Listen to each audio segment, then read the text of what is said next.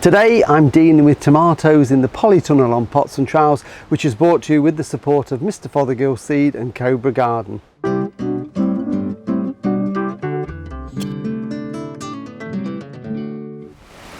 Hello.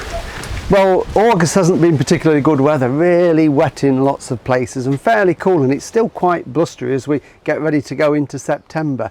And one of the things that people have been asking quite a lot about over the last few weeks is, when are my tomatoes going to ripen? And normally by this time of the year they'd be ripening really fast, in fact faster than you can pick them and eat them, but they are a little bit slow, and it's purely down to the weather. We've had lots of rain, so cooler days, and tomatoes need the warmth in order for them to ripen properly. And as you can see, although there's quite a few ripening on these in the polytunnel, there's also still a lot of green ones. But fear not, we're only just going into September, and hopefully, fingers crossed, if we get some warmer weather for the next few weeks, then all of these should ripen by the end of the growing season. But there are one or two things that we can do to help them. Now, mine are growing inside, so they've got some protection obviously from the rain, but even when it's cool and damp, you still get things like this where the leaves just start to die off at the end, and that can very easily spread to fungal diseases. So what's a good idea to do at this time of the year is just to go round, and if you've got any little dead bits like this on the ends of the leaves, simply just a case of snipping them off, and they can be put in the dustbin and disposed of. So it just helps to prevent those diseases setting in damp weather. The other thing that we can do is we can start to remove more of the lower leaves from the plants, and we can see I've picked off the bottom trusses. This one here actually snapped off with the weight of the fruit, but we've picked them here. These leaves are now starting to go over, and we want all the energy to go up the plant to ripen these fruits. So I'm going to remove them, and the way to do it is very easy. Just use your thumb and just push the leaf up and then down in a snapping motion like that, and it comes away nice and cleanly. So we'll do that one round the back.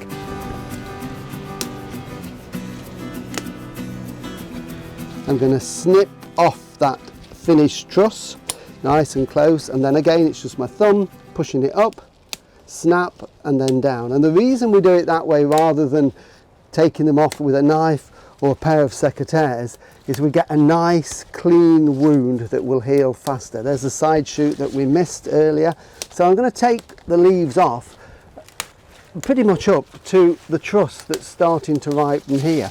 So you might think it's a bit drastic, but it's not. That is the truss, so we won't take that one off. Take that one off, take that one off there. So if we do that now on all our tomatoes, and you can do this with outside tomato plants as well, by the time I've done that with all of these, it means there's going to be so much more air circulation between the fruits, and that will really help them to ripen. The other thing is keeping them warm. And what we can do is, during the daytime, we want good air circulation. If it gets damp in here and too humid, then what will happen is we'll get the moulds developing. But at night time, what I do in here is I close the doors and the vents just to trap a little bit of the heat in, so that it helps the ripening process through the night.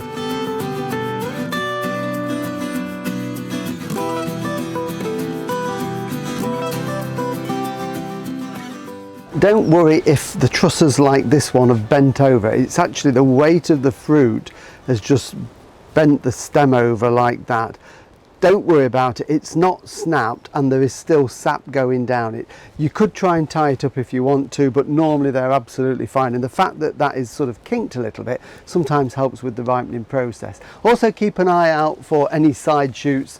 Got to keep taking those off. I've noticed on this one here, although I've taken the top out of it, it's bent over with the weight of the fruit.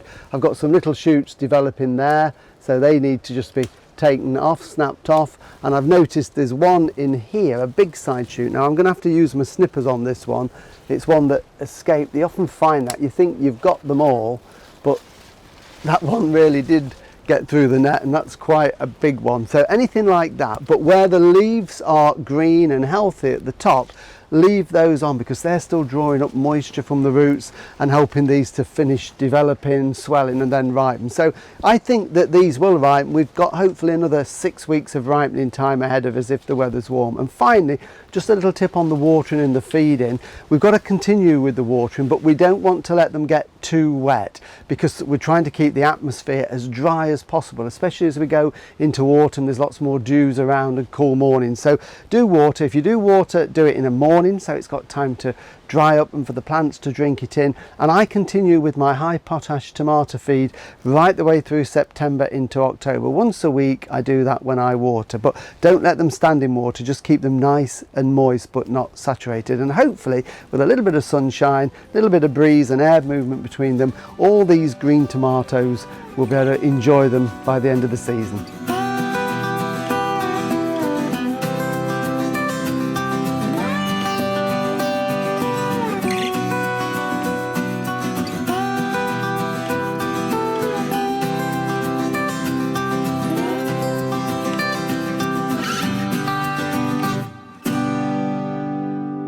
Well, there you go, cheese and tomato sandwiches for lunch. So thank you very much for watching. Thank you for telling all your friends about us and sharing it around them. We'll be back next time when I'm going to be trimming the lavender and taking lavender cuttings. So we'll see you then. Bye.